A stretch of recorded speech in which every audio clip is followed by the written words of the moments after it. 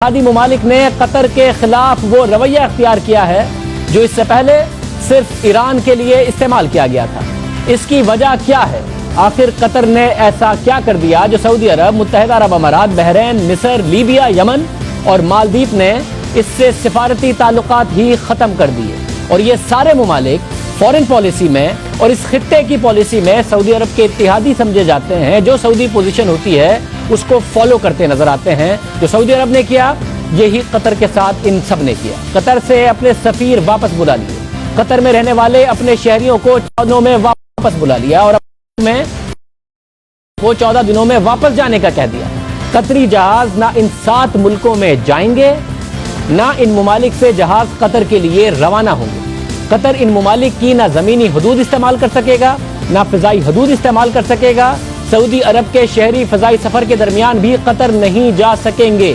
और ये इससे फौरी तौर पर पाकिस्तानी भी अफेक्ट हुए हैं जो कतर एयरवेज के जरिए, कतर के जरिए सऊदी अरब जाना चाहते थे उम्रे के लिए और मौजूद थे, मगर अब क्योंकि कतर की कोई भी फ्लाइट सऊदी अरब जा नहीं सकती, इसलिए पाकिस्तानी भी कतर में फंसते नजर आए। कतर को हाल ही में बनने वाले 39 मुल्क की इस्लामी फौजी इत्तेहाद से भी निकाल दिया गया अचानक और यमन से कतरी फौजों को निकाल जाने का कह दिया गया है। ये सब कुछ अचानक हो गया। खुद कतर भी हैरान है और कतर ने मौक़िफ़ इख्तियार किया है कि अब तक उठाए गए इक़दामात बिला जवाज़ और इल्ज़ामात हक़ाइक़ पर मबनी नहीं। इन पाबंदियों से कतर की मजबूत और मुस्तहकम मईशत मुतासर होती दिखाई दे रही है। अब तक की इतलात के मुताबिक सिफारती ताल्लुकात खत्म होने के फैसले के बाद खलीजी ममालिक की स्टॉक मार्केट्स के कारोबार में भी मंदी दिखाई दी। खुद कतर की स्टॉक मार्केट आज दिन में 8% तक गिर गई। जब आलमी मंडी में तेल की कीमत जबकि 1% तक इजाफा देखने में आया, क्योंकि ये तेल पैदा करने वाले खलीजी ममालिक हैं और इनमें अगर ये मामलात हो रहे हैं तो इसकी वजह से 1% आज तेल की कीमत बढ़ गई थी। ये सब कुछ अचानक कैसे हो गया, इतने सख्त इक़दाम क्यों उठाए गए, अब तक सूरत हाल वाज़ेह नहीं। मगर जब इल्ज़ामात लगाए गए हैं वो भी हैरान कुन है। सऊदी अरब ने कतर पर सऊदी शाही हुकूमत के खिलाफ सरगर्मियों को हवा देने का इल्ज़ाम लगाया। साथ ही इल्ज़ाम लगाया कि कतर पर इख्वानुल मुस्लिमून, दाइश और अलकायदा जैसी जमातों को पनाह देने का भी इल्ज़ाम है। साथ ही इल्ज़ाम लगाया कि कतर सऊदी अरब और बहरैन में ईरान की मदद कर रहा है और अरब दुनिया के खिलाफ बैरूनी और अंदरूनी साजिशें करने वाले इंतहा पसंदों की हिमायत कर रहा है।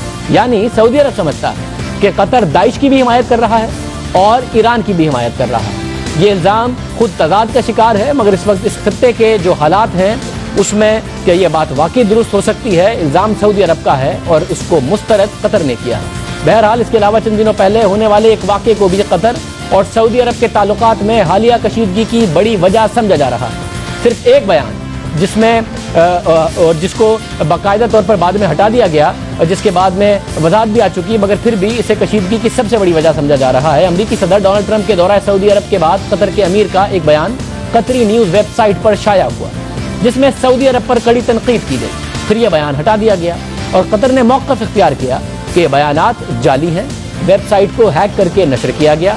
कतर इसे शर्मनाक साइबर जुर्म करार देता है, मगर सऊदी अरब, अरब इमारात और मिस्र ने कतरी न्यूज़ वेबसाइट पर पाबंदी लगा दी और अब अचानक ताल्लुकात ही ख़त्म कर दिए।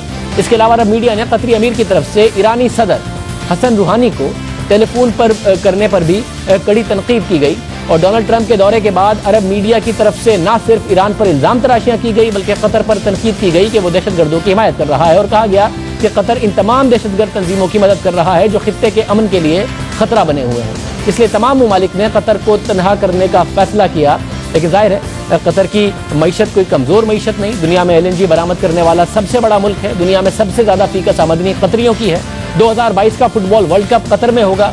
अल जज़ीरा TV कतर का है। इसके अलावा कतर में अमरीकी फोर्सेस का अड्डा भी है जिसमें एक अंदाजे के मुताबिक 10,000 अमरीकी फौजी भी रहते हैं। मगर कतर पर ईरान, दाइश, इख्वानुल मुस्लिमून, हमास और दीगर मज़ाहिमती तंजीमों का मददगार भी कतर को करार दिया जाता रहा है और ये इल्ज़ामात नए नहीं। इससे पहले भी कतर पर दहशत गर्दों की हिमायत और ईरान की मदद के इल्ज़ामात लगते रहे हैं और कतर इनकी तरदीद करता रहा है। मगर ये हकीकत है कि जब सऊदी अरब की हिमायत से मिस्र में फौज ने इख्वानुल मुस्लिमून की हुकूमत का तख्ता उल्टा तो सऊदी अरब के मौक़िफ़ के बरखिलाफ कतर ने इख्वानुल मुस्लिमून की हिमायत की। जहाँ एक तरफ सऊदी अरब ने तख्ता उलटने पर अल-सीसी की हिमायत की, उन्हें बाकायदा तौर पर माली इमदाद भी फराहम की, वहीं इख्वानुल मुस्लिमून की क़यादत कतर में इस वक्त भी है اور ساتھ میں اس وقت اس کو سپورٹ بھی کرتے نظر آئے. یہ باقاعدہ طور پر سعودی عرب سے الگ پوزیشن لی جب مصر میں اقتدار کا تختہ الٹا گیا. اسی طرح قطر فلسطین کے موقف کا بھی بڑا حامی رہا ہے. حماس کی مرکزی قیادت قطر میں ہے. اسی طرح الزام یہ بھی لگتا ہے کہ یمن کے حوثی باغیوں کی قیادت بھی قطر میں ہے. اس کے علاوہ قطر ہی وہ واحد ملک ہے جہاں اس وقت بھی طالبان کا دفتر ہے. اس کے علاوہ قطر ہی وہ واحد ملک ہے جہاں بعض معاملات پر سعودی عرب کی مخالفت کرتا رہا ہے اور سعودی عرب کے موقف کے خلاف یہ موقف اختیار کرتا رہا ہے.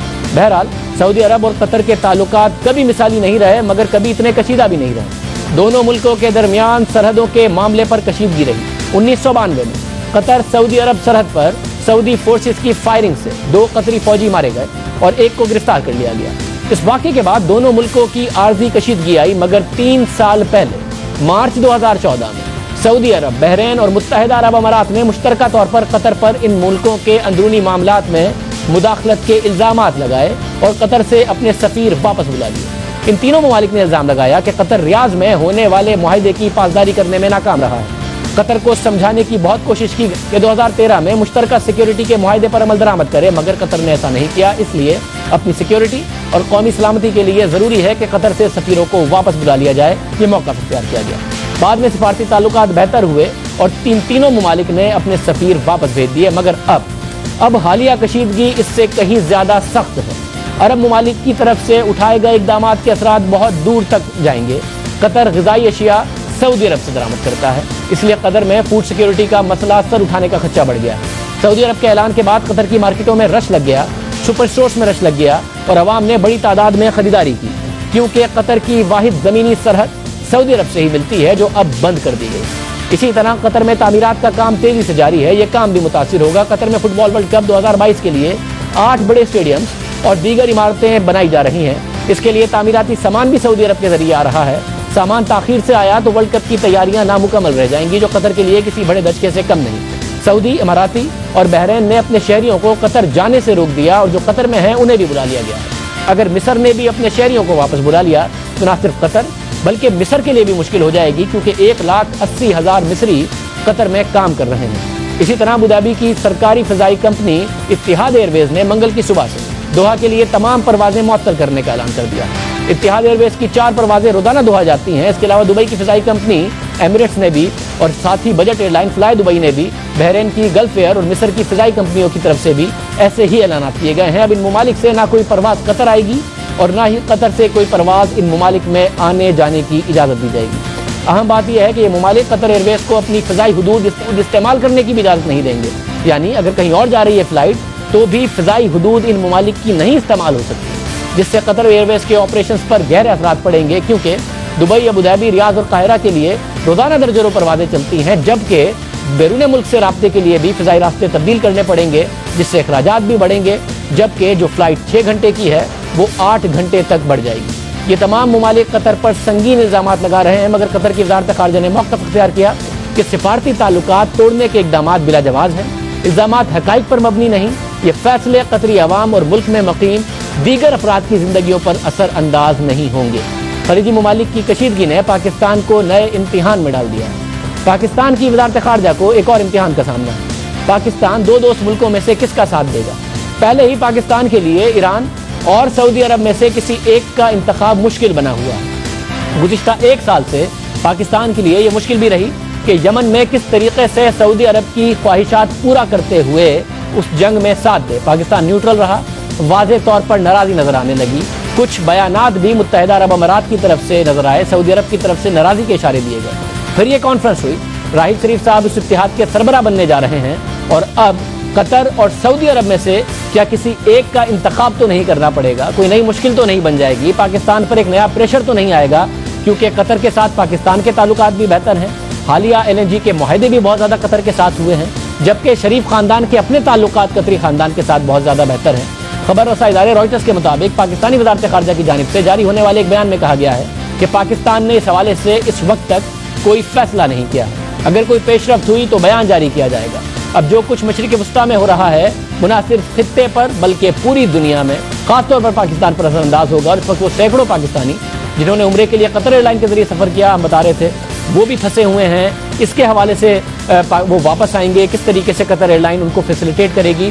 ہم نے وزارت خارجہ سے اس حوالے سے موقف معلوم کرنے کی کوشش کی تو جواب یہی آیا کہ جو خبریں میڈیا پر چل رہی ہیں پاکستان کے موقف کے حوالے سے وہ درست نہیں ہے ابھی, اور جیسے ہی پاکستان کا جو بھی موقف ہوگا وہ بتایا جائے گا. ہم جاننا چاہتے تھے کہ پاکستان اس پوزیشن میں کہاں کھڑا ہے جہاں شام میں جنگ ہو رہی تھی اور بشار الاسد کے حوالے سے جب ان تمام ممالک کی ایک پوزیشن تھی تو پاکستان نے ایک الگ پوزیشن اختیار کر کے رکھی کہ ہم اس طریقے سے بائی فورس کسی کو اقتدار چھوڑے اس کے حامی نہیں ہیں.